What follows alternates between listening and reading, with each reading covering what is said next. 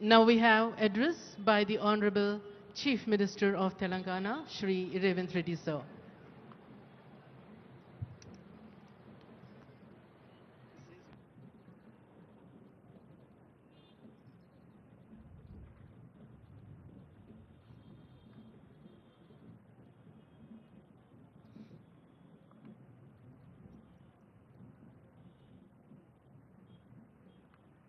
నేడు తెలంగాణ రాష్ట్ర అవతరణ దినోత్సవం విద్యార్థులు, యువకులు, ఉద్యోగులు, మహిళలు, మేధావులు, కవులు, కళాకారులు, సకల జనులు ఉద్యమించి ప్రత్యేక రాష్ట్ర ఆకాంక్షను నెరవేర్చుకున్న రోజు. ఇది మనందరం గర్వించదగిన రోజు. ఈ సందర్భంగా 4 కోట్ల తెలంగాణ ప్రజలకు నా శుభాకాంక్షలు తెలియజేస్తున్నా. మిత్రులారా, ఈరోజు రాష్ట్ర ప్రజల కలలను నిజం చేసిన శ్రీమతి సోనియా గాంధీ గారికి కృతజ్ఞతలు తెలుపుకుంటూ తెలంగాణ అమరవీరులకు ఘన నివాళులు అర్పిస్తున్నాను. స్వేచ్ఛ, సామాజిక న్యాయము, సమాన అవకాశాల కోసం దశాబ్దాలుగా పోరాడి తెలంగాణ రాష్ట్రాన్ని సాధించుకున్నాం.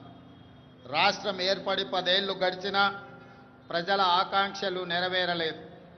అందుకే 10 ఏళ్ల ఆధిపత్యాన్ని తిరస్కరించి ప్రజలు ప్రజాప్రభుత్వాన్ని ఏర్పాటు చేసుకున్నారు. డిసెంబర్ 7, 2023న మేం బాధ్యతలు స్వీకరించిన క్షణం నుంచి ప్రజల ఆకాంక్షలను నెరవేర్చేందుకు నిరంతరం ప్రయత్నం మొదలుపెట్టాం. మేం బాధ్యతలు చేపట్టే నాటికి రాష్ట్ర ఆర్థిక వ్యవస్థ అస్తవ్యస్తమైనది. వ్యవస్థలన్నీ నిర్వీర్యమయ్యాయి. జరిగిన తప్పిదాలను సరిదిద్ది రాష్ట్రాన్ని గాడిన పెట్టాల్సిన బాధ్యత మాపై ఉంది. ఇది నల్లేరుపై నడక కాదని మాకు తెలుసు. అయినా ప్రజా ఆకాంక్షలను నెరవేర్చే ప్రజాప్రభుత్వ ఎజెండాగా తెలంగాణ పునర్నిర్మాణ దశగా ప్రయత్నిస్తూ ముందుకు వెళ్తున్నాం. మిత్రులారా, కట్టు బానిసత్వాన్ని, వ్యక్తి చాకిరిని తెలంగాణ సమాజం ఏమాత్రము సహించదు. అందుకే ప్రజాప్రభుత్వంలో ప్రజల ఆలోచనలే మా ఆచరణగా ముందుకు వెళ్తున్నాం. గత 10 ఏళ్ల నిర్వీర్యమైన వ్యవస్థలను ఒక్కొక్కటిగా చక్కదిద్దుతున్నాం. నిర్లక్ష్యానికి గురైన యూనివర్సిటీలకు వీసీలను నియమించాం. తెలంగాణ పబ్లిక్ సర్వీస్ కమిషన్ని ప్రక్షాళన చేసి పోటీ పరీక్షలను నిర్వహిస్తున్నాం. విద్యా కమిషన్, వ్యవసాయ కమిషన్ని ఏర్పాటు చేసుకున్నాం. సమాచార హక్కు కమిషనర్లను, లోకాయుక్త, హెచ్ఆర్సీ కమిషన్లను ఏర్పాటు చేసుకొని వ్యవస్థలను స్వతంత్రంగా పనిచేసేలా చర్యలు తీసుకున్నాం. తెలంగాణ సమాజానికి పునాదులు మహిళలే. ఈనాడు తెలంగాణ సమాజం రాణి రుద్రమను, సమ్మక్క సార్లమ్మను, చాకలి ఐలమ్మను, మల్లు స్వరాజ్యాన్ని ఆదర్శంగా తీసుకొని ఈ మహిళల అభివృద్ధి కోసం తెలంగాణ ప్రజాప్రభుత్వం ప్రయత్నం చేస్తున్నది. అందుకే 1 కోటి మంది ఆడబిడ్డలను కోటీశ్వరులుగా చేయాలనే ఉక్కు సంకల్పంతో ప్రజాప్రభుత్వం ముందుకు వెళ్తున్నది. మహిళల ఆర్థిక స్వావలంబనకు ఇందిరా మహిళా శక్తి పాలసీని ఆవిష్కరించుకున్నాం. మహిళలను పారిశ్రామికవేత్తలుగా తీర్చిదిద్దే లక్ష్యంతో తొలి ఏడాదిలోనే 21,000 కోట్ల సున్నా వడ్డీ రుణాలను మహిళలకు పంపిణీ చేశాం. పాఠశాలల్లో మౌలిక వసతులను కల్పించేందుకు పనులను అమ్మ ఆదర్శ కమిటీలకు అప్పచెప్పాం. దేశంలో అదానీ అంబానీలతో పోటీ పడేలా మహిళా స్వయం సహాయక సంఘాలతో సోలార్ విద్యుత్ ఉత్పత్తి ప్లాంట్లను ఏర్పాటు చేయించాం. పెట్రోల్ బంకులు, పాఠశాల నిర్వహణ, యూనిఫామ్ల కుట్టు పనితో పాటు మహిళా శక్తి క్యాంటీన్లను నిర్వహించేలా మహిళలను ప్రోత్సహిస్తున్నాం. తాము తయారు చేసిన ఉత్పత్తులను విక్రయించేందుకు అంతర్జాతీయ మార్కెట్లో మహిళా సంఘాలు పోటీ పడేలా హైటెక్ సిటీ పక్కన శిల్పారామంలో 100 ఇందిరా మహిళా శక్తి స్టాళ్లను ఏర్పాటు చేసి వాళ్ళు ఉత్పత్తి చేసిన వస్తువులను ప్రపంచ దేశాలకు పరిచయం చేసే విధంగా ఈనాడు వేదికను పరిచయం చేశాం. మహిళా శక్తి సంఘాలకు ఆర్టీసీ బస్సుల్లో మహిళలకు ఉచిత బస్సు ప్రయాణం సౌకర్యం కల్పించడమే కాదు, ఆ బస్సులకు వారిని యజమానులను చేశాం. ఈనాడు ఆర్టీసీ ప్రైవేటులో ఏదైతే వ్యాపార సంస్థల నుంచి ఒప్పందాలు చేసుకొని బస్సుల నిర్వహణని ఏర్పాటు చేస్తున్నారో ఆ బస్సులను మహిళా సంఘాలతో కొనుగోలు చేయించి ఇప్పటికే 150 బస్సులను ఇవ్వడం జరిగింది. తొందరలోనే 450 బస్సులను మహిళలకు అందించడం ద్వారా ఆర్టీసీలో మహిళలు ఉచితంగా బస్సు ప్రయాణం చేయడమే కాదు, ఆర్టీసీ సంస్థకు 600 బస్సులను ఈరోజు ఎంగేజ్ చేసి వాళ్ళు ఆర్థికంగా ఎదగడానికి రాష్ట్ర ప్రభుత్వం మహిళా సంఘాలకు చేయూతనందిస్తూ ముందుకు వెళ్ళడం జరుగుతుంది.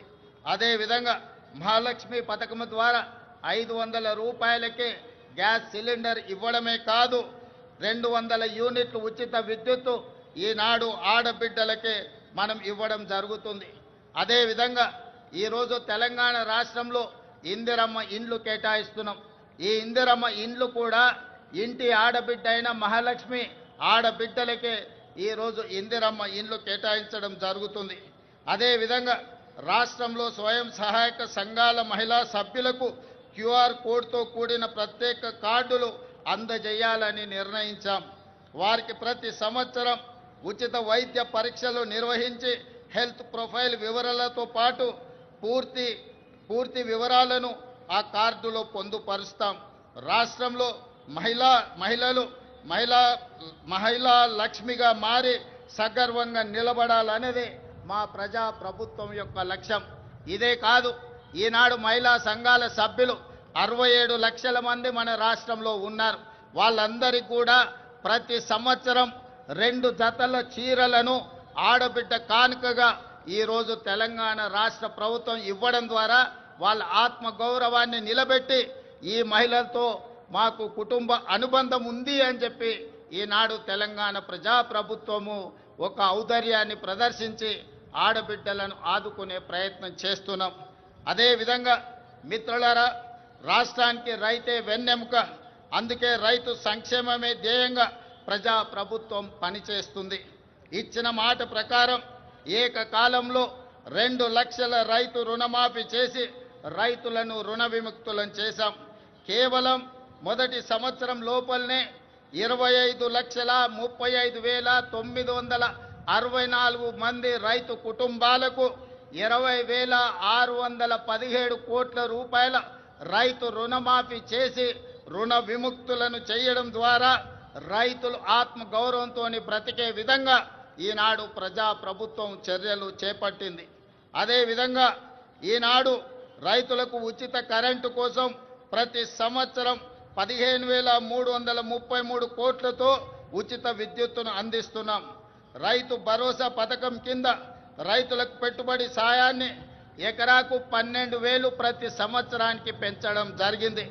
ఇవాళ రైతులకే కాదు, రైతు కూలీలకు, ఉపాధి హామీ కూలీలకు ఇందిరమ్మ ఆత్మీయ భరోసా పథకం ద్వారా భూమి లేని వ్యవసాయ కూలీ కుటుంబాలకు ఏడాదికి 12,000 రూపాయలు ఉచితంగా అందించే పథకాన్ని ప్రవేశపెట్టినమని చెప్పడానికి నేను ఆనందిస్తున్నాను. అదేవిధంగా వరి ధాన్యానికి మద్దతు ధరతో పాటు సన్న వడ్లకు 500 రూపాయల బోనస్ ఈరోజు చెల్లిస్తున్నాం. దీనివల్ల రైతులకు అదనపు ఆదాయం లభించడమే కాకుండా రాష్ట్రంలో సన్న ధాన్యం దిగుబడి భారీగా పెరిగింది. దీంతో 2,72,75,00,000 మెట్రిక్ టన్నుల వరి ఉత్పత్తి తెలంగాణ రాష్ట్రం సాధించి దేశంలోనే ప్రథమ స్థానంలో ఈరోజు తెలంగాణ రాష్ట్రము నిలబడ్డది. అదేవిధంగా పెరిగిన ధాన్యం ఉత్పత్తికి తగినట్టుగా రాష్ట్ర వ్యాప్తంగా 8,000 కొనుగోలు కేంద్రాలను ఏర్పాటు చేశాం. రైతులు పండించిన ప్రతి గింజను ప్రభుత్వం కొనుగోలు చేసి రైతులు దళారుల బారిన పడకుండా కాపాడడం జరుగుతున్నది. భూ వివాదాలు లేని తెలంగాణ లక్ష్యంగా భూభారతి 2025 చట్టాన్ని తీసుకువచ్చాం. గతంలో ఉన్న ధరణి చట్టం కొద్ది మందికి చుట్టమైతే ఈనాడు భూభారతి చట్టం పేద ప్రజలందరికీ రక్షణ కల్పించే చట్టంగా మార్చి ప్రతి పేదవాడి సమస్యను పరిష్కరించి ఈరోజు అసైన్మెంట్ భూములతో పాటు అడవుల్లో ఉన్న ఆదివాసీలకి అందించిన అటవీ హక్కుల చట్టాలను అమలు చేసి వాళ్ళ భూములకు రక్షణ కల్పించే విధానాన్ని ఈనాడు భూభారతి చట్టంలో మనం తీసుకురావడం జరిగింది. మిత్రులారా, యువత మన భవిష్యత్తు. అందుకే ప్రజాప్రభుత్వం అధికారంలోకి వచ్చిన వెంటనే 16 నెలల్లో దాదాపుగా 60,000 ప్రభుత్వ ఉద్యోగ నియామకాలు చేపట్టడం ద్వారా తెలంగాణ ఉద్యమంలో తెలంగాణ రాష్ట్ర సాధనలో ముందు భాగాన నిలబడ్డ నిరుద్యోగ యువకులకు ఒక నమ్మకాన్ని, విశ్వాసాన్ని, భరోసాని ఈ ప్రజాప్రభుత్వం అందించడం జరిగింది.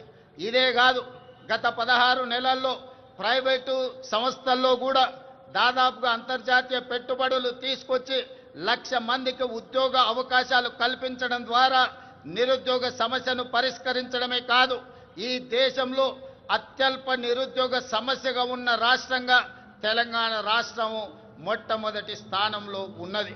అదేవిధంగా మిత్రులారా, ఈనాడు ఉద్యోగ నియామకాలలో వైద్య రంగంలో కావచ్చు, పోలీసు రంగంలో కావచ్చు, నీటిపారుదల, సింగరేణి కాలరీస్ ఇలా చెప్పుకుంటూ వెళ్తే ప్రభుత్వంలో ఉన్న ప్రతి ఖాళీలను ఈనాడు భర్తీ చేయడం ద్వారా నిరుద్యోగుల విశ్వాసాన్ని ఈ రాష్ట్ర ప్రభుత్వం చురగొన్నదని చెప్పడానికి నేను చాలా సంతోషిస్తున్నాను.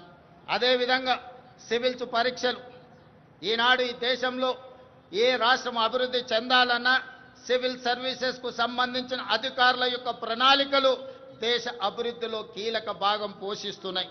తెలంగాణ రాష్ట్రం నుంచి సివిల్ సర్వీసుల్లో ఆశించిన మేరకు మన విద్యార్థులకు అవకాశాలు రాకపోవడం వల్ల తెలంగాణ రాష్ట్ర ప్రభుత్వం సివిల్ సర్వీసెస్కు ప్రిపేర్ అవుతున్న వాళ్లకు హైదరాబాదు నగరంలోనే కాదు, ఢిల్లీలో కూడా శిక్షణ పొందడానికి రాజీవ్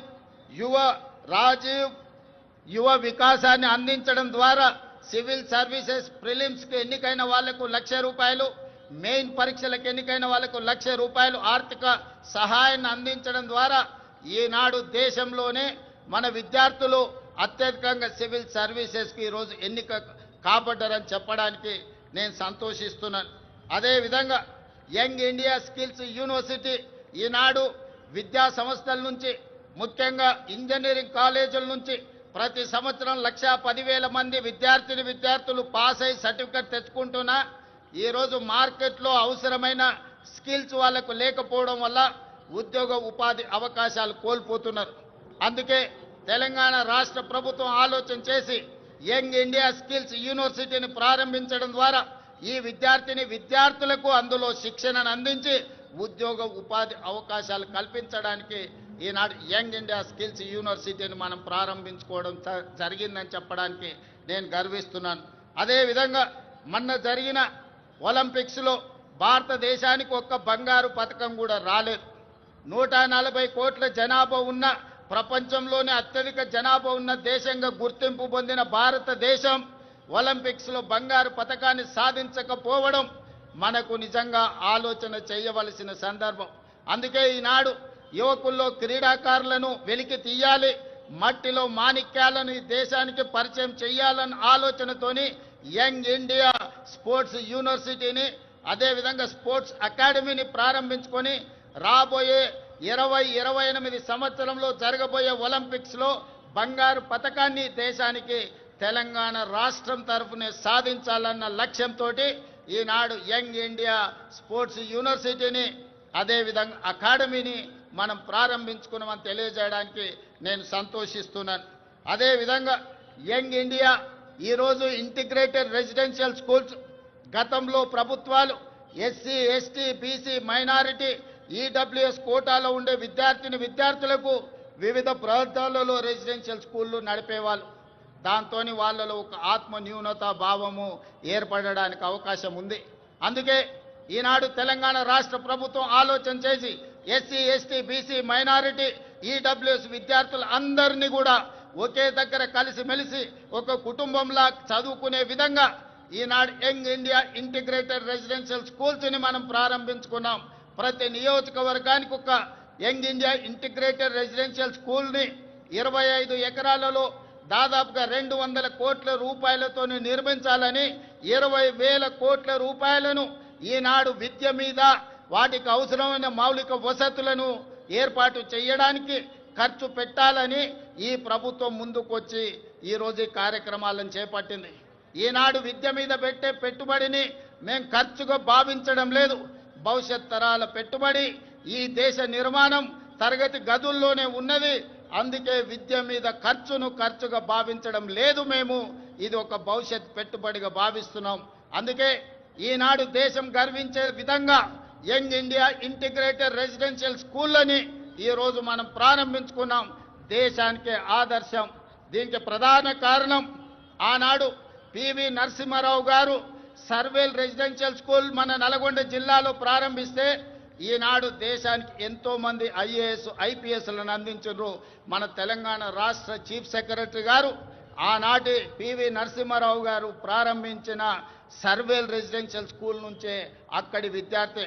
ఈనాడు Telangana public service commission chairperson కూడా ఆ సర్వేల్ స్కూల్ నుంచి వచ్చిన ఒక ఐఏఎస్ ఆఫీసర్.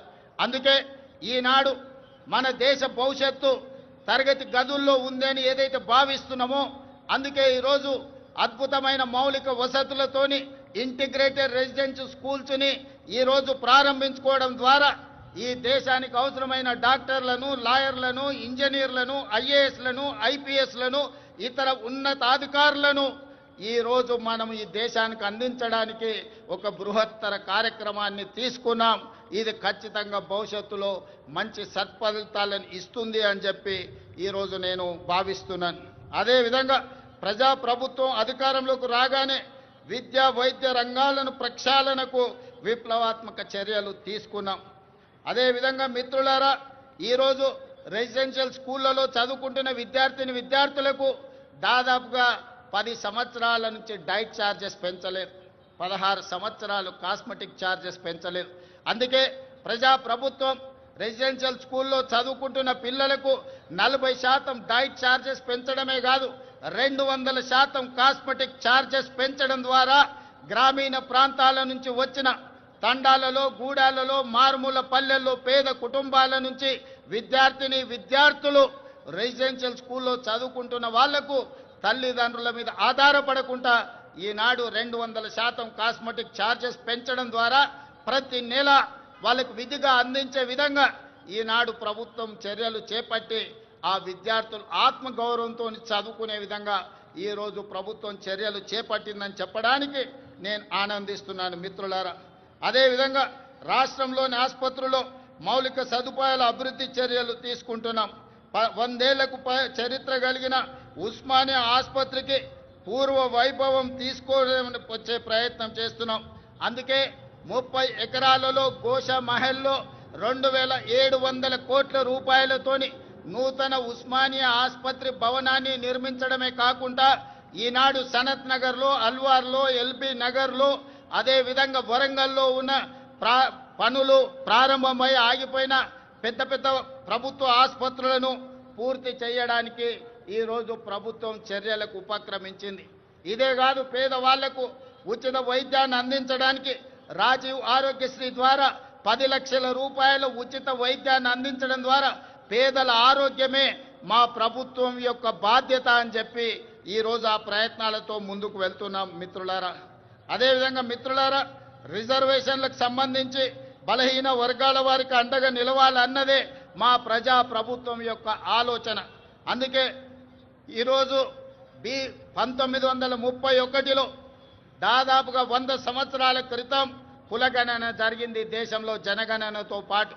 మళ్ళీ 2024-25లో ప్రజా ప్రభుత్వం 100 సంవత్సరాల తర్వాత ఈ దేశంలోనే మొట్టమొదటి రాష్ట్రంగా జనగణనతో పాటు కులగణన లెక్కలు తీసి ఈనాడు 100 సంవత్సరాల సుదీర్ఘమైన సమస్యకు ఈరోజు శాశ్వత పరిష్కారం చూపించింది.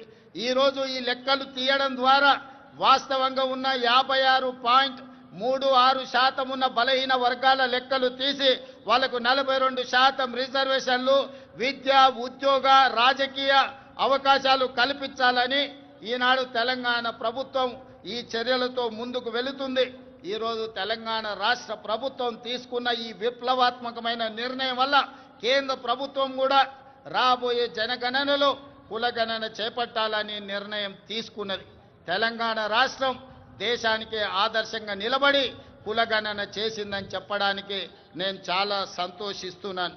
అదేవిధంగా మీకందరికీ తెలుసు, ఎస్సీ కులాల ఉపకులాల వర్గీకరణ దాదాపుగా 40 సంవత్సరాల నుంచి ఎన్నో పోరాటాలు చేసి ఎంతో మంది అమరులై సుప్రీంకోర్టు జడ్జిమెంట్ తీసుకొస్తే ఎస్సీ కులాల వర్గీకరణ మొట్టమొదటి రాష్ట్రం తెలంగాణలోనే మా ఎస్సీలకు ఉన్న 15% రిజర్వేషన్ని గ్రూప్ 1కు 1%, గ్రూప్ 2కి 5%, గ్రూప్ 3కి 9% ఇవ్వడం ద్వారా ఎస్సీ కులాల వర్గీకరణ చేసి దేశంలోనే మొదటి రాష్ట్రంగా వర్గీకరణ చేసిన రాష్ట్రంగా మనం ముందు బాగాన నిలబడ్డాం.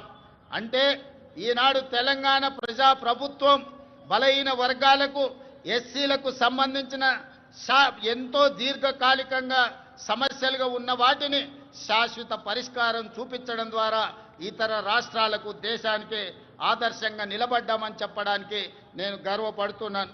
మిత్రులారా, అదేవిధంగా సంక్షేమ పథకాలను పటిష్టంగా అమలు చేసి పేదలకు ప్రజా ప్రభుత్వం అండగా నిలుస్తుంది. ఇల్లు లేని నిరుపేదల కోసం ఇందిరమ్మ ఇండ్ల పథకం ద్వారా ఇంటి నిర్మాణానికి 5 లక్షల ఆర్థిక సహాయం అందిస్తున్నాం. ఈ పథకం ద్వారా 4,50,000 ఇళ్లను ఈ సంవత్సరం పేదలకు అందించడం ద్వారా 22,500 కోట్ల రూపాయలు ఖర్చు పెట్టి పేదలను ఇంటి వాళ్ళను చేయడం ద్వారా ఆత్మగౌరవంతో బ్రతికే విధంగా ఈనాడు పేదలను ఆదుకోవడానికి మన ప్రభుత్వం ఇందిరమ్మ ఇండ్ల సంక్షేమ పథకాన్ని ముందుకు తీసుకువెళ్తున్నదని చెప్పి మీ అందరికీ చెప్పడానికి నేను సంతోషిస్తున్నాను. అదేవిధంగా ఇప్పటి వరకు 5,364 ఇందిరమ్మ లబ్ధిదారులకు 53,64,00,000 రూపాయలు నేరుగా లబ్ధిదారుల ఖాతాలోనే వేయడం జరిగింది. అదేవిధంగా మిత్రులారా, పేదల ఆకలి తీర్చడమే కాదు, వారి ఆత్మగౌరవంతో జీవించేలా సన్న బియ్యం పథకాన్ని ప్రారంభించాం. సంక్షేమ పథకాల చరిత్రలో సన్న బియ్యం ఒక ట్రెండ్ సెట్టర్. తెలంగాణలో 3 కోట్ల మంది సన్న బియ్యం పథకం ద్వారా లబ్ధి పొందుతున్నారు. ఖమ్మం జిల్లా సారపాకలో స్వయంగా నేనే సన్న బియ్యం లబ్ధిదారుల ఇంటికి వెళ్ళి ఆ గిరిజన కుటుంబంతో కలిసి సహపంక్తి భోజనం చేసినప్పుడు ఆ కుటుంబ సభ్యుల కళ్ళల్లో చూసిన ఆనందం జీవితకాలం నాకు గుర్తుండిపోతుంది. ఎందుకంటే ఒకనాడు రేషన్ షాపుల్లో ఇచ్చే దొడ్డు బియ్యం మిల్లర్ల మాఫియా లేకపోతే దళారుల మాఫియా చేతుల్లో ఆనాడు వాళ్ళ చేతుల్లో ఉండే.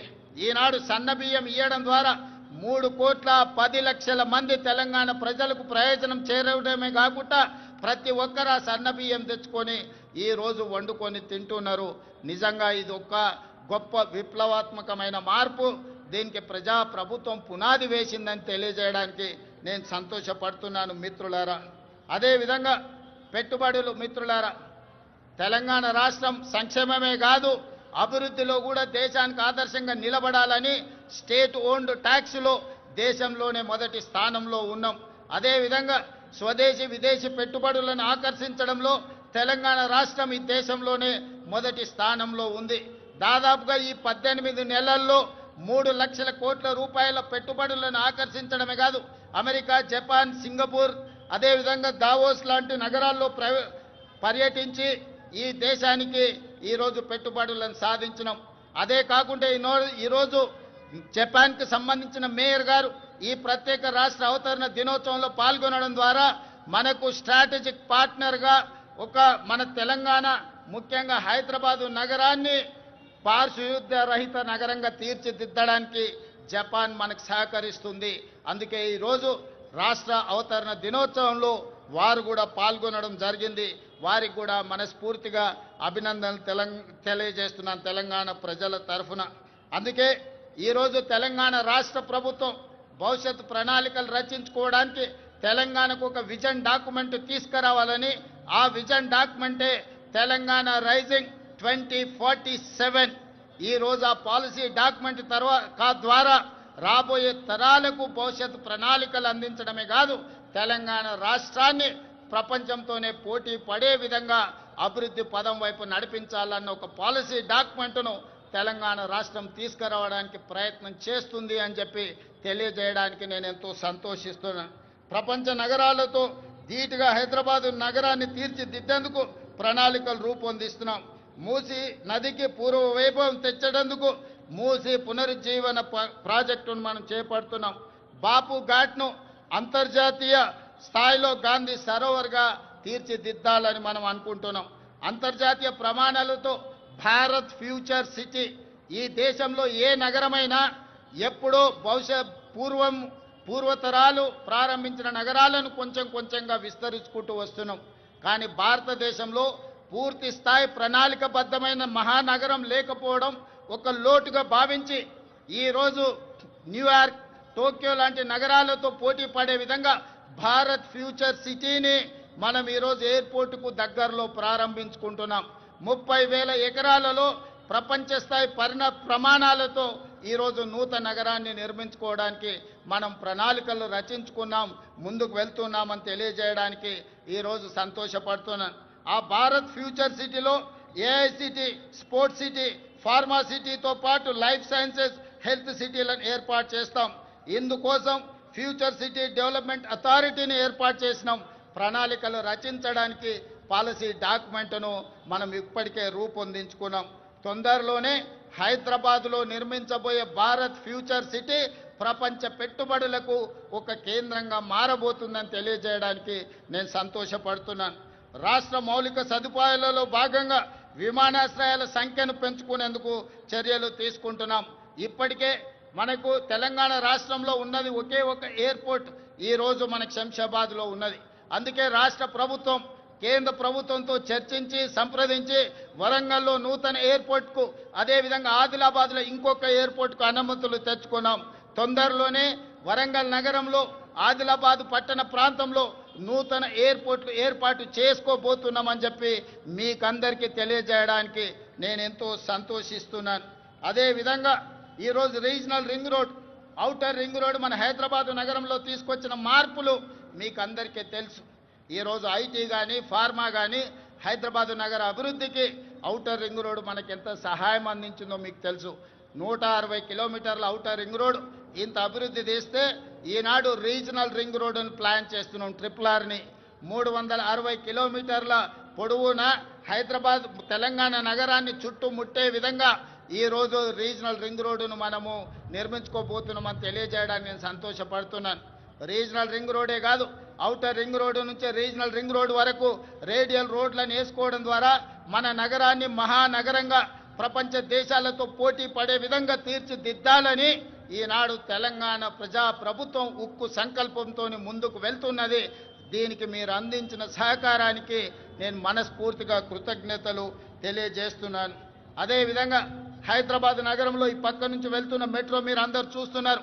ఆనాడు కీర్తిశేషులు జైపాల్ రెడ్డి గారు పట్టణాభివృద్ధి శాఖ మంత్రిగా ఉన్నప్పుడు డాక్టర్ వైఎస్ రాజశేఖర రెడ్డి గారు ముఖ్యమంత్రిగా ఈ మెట్రోను మన హైదరాబాద్ నగరానికి పరిచయం చేశారు.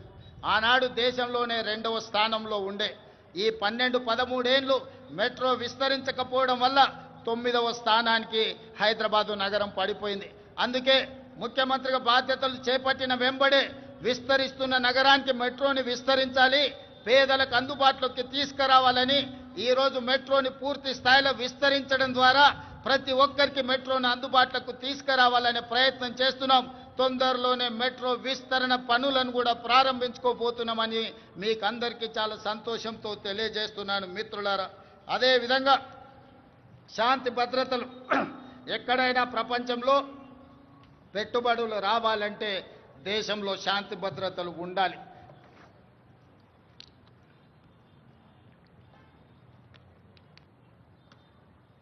శాంతి భద్రతలు లేని దేశానికి పెట్టుబడులు రావు. అందుకే ఈరోజు హైదరాబాద్ నగరాన్ని, తెలంగాణను దేశంలోనే నెంబర్ 1గా తీర్చిదిద్దిన పోలీసింగ్ వ్యవస్థ ఈరోజు మనకు ఉన్నది. కేంద్ర ప్రభుత్వమే నిర్వహించిన సర్వేలలో తెలంగాణ రాష్ట్ర పోలీసులు అత్యంత పకడ్బందీ శాంతి భద్రతలను కాపాడడంలో దేశంలోనే మన మొదటి స్థానంలో నిలబడ్డాం. ఇదే కాదు, డ్రగ్స్ను నియంత్రించడంలో కూడా ప్రపంచ దేశాలు పోటీ పడితే మన తెలంగాణ రాష్ట్రానికి మొదటి బహుమతి వచ్చింది.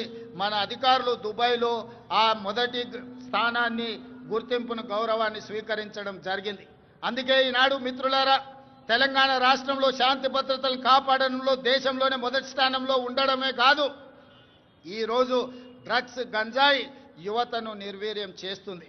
పాఠశాల స్థాయిలోనే ఈ సమస్యను మనం కళ్ళతో చూస్తున్నాం. అందుకే ఈరోజు డ్రగ్స్, గంజాయిని నియంత్రించడమే కాదు, ఉక్కు పాదంతో అణిచివేయాలన్న ఆలోచనతోని పోలీస్ వ్యవస్థను పూర్తిగా ప్రక్షాళన చేసి సంపూర్ణమైన వాళ్ళకు అధికారాన్ని అందించి తెలంగాణ రాష్ట్రంలో గంజాయి అమ్మే వాళ్ళు కానీ, డ్రగ్స్ వినియోగించే వాళ్ళు కానీ కాలు పెట్టాలంటే వెన్నులో చలి జ్వరం వచ్చే విధంగా ఈనాడు మన పోలీసులు పనిచేస్తున్నారు. ఇదే కాదు, సైబర్ క్రైమ్ మీకు తెలుసు. ప్రతిరోజు సైబర్ క్రైమ్ ద్వారా మోసపోయిన వాళ్ళని ఎంతో మందిని టీవీలో, పేపర్లలో చూస్తున్నాం.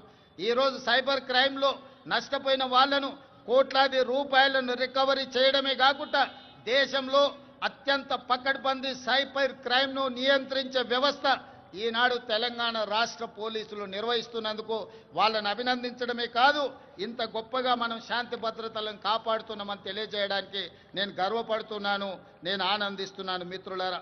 అదేవిధంగా మిత్రులారా, తెలంగాణ రాష్ట్ర ప్రభుత్వంలో ఈ మధ్య కాలంలోనే భారత్ సమ్మిట్ను మనం నిర్వహించుకోవడం జరిగింది.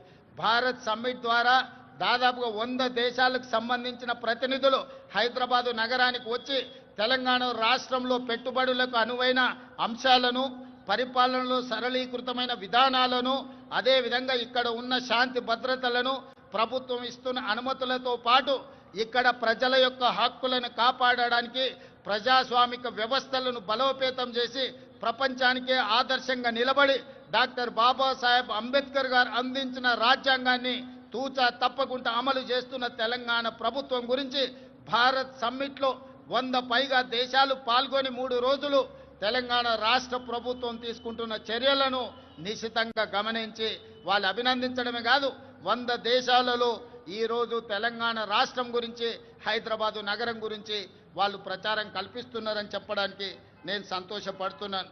అదేవిధంగా ఈరోజు మీకు తెలుసు, ప్రపంచ సుందరి పోటీలు అందాల పోటీలు కాదు, ఇది తెలివికి, పరిజ్ఞానికి, ప్రపంచానికి పరిచయం చేయడమే కాదు, ఈరోజు తెలంగాణ రాష్ట్రంలో గొప్ప సంపద ఉన్నది. గుడులకు సంబంధించి కానీ, ప్రకృతి సౌందర్యం కానీ మన ప్రాంతంలో ఎన్నో ఉన్నాయి. రామప్ప దేవాలయం, 1000 స్తంభాల గుడి, అదేవిధంగా యాదగిరిగుట్ట టెంపుల్, ఈరోజు హైదరాబాద్లో చౌమల ప్యాలెస్ కావచ్చు, చార్మినార్ కావచ్చు, చార్మినార్ ప్రాంతంలో ఉన్న చుడీ బజార్ కావచ్చు, లాడ్ బజార్ కావచ్చు, ఇలా తెలంగాణ రాష్ట్రంలో ఉన్న గొప్ప గొప్ప కట్టడాలను, అదేవిధంగా ఈ అంతర్జాతీయ స్థాయిలో మన ఉత్పత్తి చేస్తున్న ప్రోడక్ట్స్ని అన్నిటిని కూడా ప్రపంచానికి పరిచయం చేయడానికి ఈరోజు ప్రపంచ సుందరి పోటీలను నిర్వహించడం జరిగింది. ప్రపంచంలోనే ఒక గొప్ప పిల్లల మర్రిగా పాలమూరు జిల్లాలో ఉన్న పిల్లల మర్రిని ఈ పర్యాటకులు వచ్చి చూడడం జరిగింది. ఈరోజు 108 దేశాలకు సంబంధించిన ప్రతినిధులు ఈ ప్రపంచ సుందరి పోటీలలో పాల్గొనడం జరిగింది. 25 రోజులు ఇక్కడ అన్ని రకాలుగా రక్షణ కల్పించి అన్ని ఏర్పాట్లను మన టూరిజం డిపార్ట్మెంట్ చేయడం ద్వారా ఈరోజు ప్రపంచానికే హైదరాబాదు నగరం, తెలంగాణ రాష్ట్రం పెట్టుబడులకు అనువైన కేంద్రంగా ప్రభుత్వం ఇతర దేశాల నుంచి వచ్చిన పర్యాటకులకు రక్షణ కల్పిస్తుంది. వాళ్ళందరూ కూడా ఈ రాష్ట్రంలో పర్యటించవచ్చు. ఈ రాష్ట్రంలో పర్యాటకులు చూడడానికి అద్భుతమైన కట్టడాలతో పాటు ప్రకృతి సౌందర్యం ఉంది అని ఈరోజు ప్రపంచానికి చాటి చెప్పడం జరిగింది. టూరిజం డిపార్ట్మెంట్ కూడా ఒక గొప్ప కార్యక్రమాన్ని తీసుకొని అద్భుతంగా నిర్వహించిందని మీ అందరికీ తెలియజేయడానికి నేను సంతోషపడుతున్నాను. అదేవిధంగా మిత్రులారా, 2047 నాటికి భారతదేశానికి స్వతంత్రం వచ్చి 100 సంవత్సరాలు పూర్తి చేసుకోబోతుంది. 1947 15 ఆగస్టు నాడు స్వతంత్రం వస్తే 15 ఆగస్టు 2047 నాటికి 100 సంవత్సరాలు మనము ఈ స్వేచ్ఛను ఈరోజు మనం అనుభవిస్తున్న స్వతంత్రాన్ని పూర్తి చేసుకోబోతున్నాం. కాబట్టి 100 సంవత్సరాల స్వతంత్రాన్ని నిర్వహించుకోబోతున్న మనము ఒక గొప్ప లక్ష్యంతో తెలంగాణ రాష్ట్రాన్ని అభివృద్ధి పదం వైపు నడిపించాలని ఈనాడు ప్రజాప్రభుత్వం నిర్ణయం తీసుకున్నది. దాంట్లో భాగంగానే తెలంగాణ రైజింగ్ 2047 అనే ఒక పాలసీ డాక్యుమెంటును, ఒక విజన్ డాక్యుమెంటును తీసుకురావడం ద్వారా ప్రపంచంతో పోటీ పడాలి అని ఈరోజు మనం నిర్ణయించుకున్నాం. అందుకే 2047 నాటికి భారతదేశం $30 ట్రిలియన్ ఎకానమీకి చేరాలని ప్రయత్నం చేస్తున్నది, లక్ష్యం పెట్టుకొని పని చేస్తున్నది. మరి భారతదేశం ప్రభుత్వం $30 ట్రిలియన్ ఎకానమీని ఈరోజు దృష్టిలో పెట్టుకొని ప్రణాళికలు చేసుకుంటే తెలంగాణ రాష్ట్ర ప్రభుత్వం అందులో భాగస్వామి కావాలి, అగ్రభాగాన నిలబడాలి అని తెలంగాణ రైజింగ్ 2047 పాలసీ డాక్యుమెంట్ తీసుకొచ్చినాం. అందుకే ఈరోజు పరిశ్రమల కోసం, వ్యాపార సంస్థల కోసం, విద్యా ఉపాధి అవకాశాల కోసం అన్ని రకాలను మనం ఈరోజు అన్ని రకాల పాలసీలను తెచ్చుకోవడమే కాకుండా energy policy, tourism policy, industrial policy, investment policy, అదేవిధంగా హెల్త్ పాలసీ, ఇట్లాంటి పాలసీలు అన్నీ కూడా తెలంగాణ రాష్ట్ర ప్రభుత్వం ఈ మధ్యలోనే ప్రజలకు పరిచయం చేయడం జరిగింది. ఈ పాలసీలు అన్నిటిని కలిపితే తెలంగాణ రైజింగ్ 2047 తద్వారా తెలంగాణ రాష్ట్రాన్ని ప్రపంచంతో పోటీ పడే విధంగా తీర్చిదిద్దాలన్నదే మా ఆలోచన.